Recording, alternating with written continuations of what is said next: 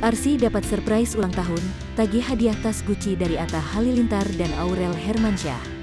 Putri Ashanty dan Anang Hermansyah, Arsy berulang tahun ke-7 tahun pada Selasa tanggal 14 Desember tahun 2021.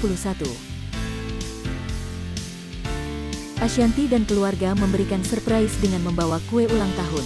Setelah meniup lilin, Arsy tersenyum sumringah menatap Aurel Hermansyah. Gadis cilik itu menagih kado.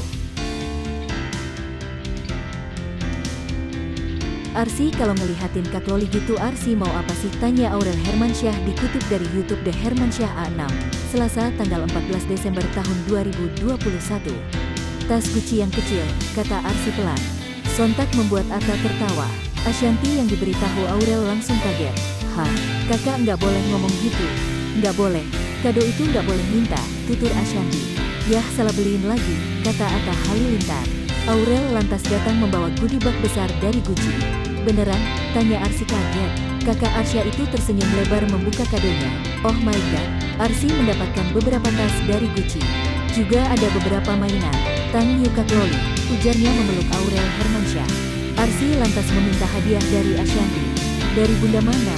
Ashanty geleng-geleng kepala melihat raut bahagia Arsy. Anak kecil Gucci loh, komentar Ashanty. Simak video selengkapnya.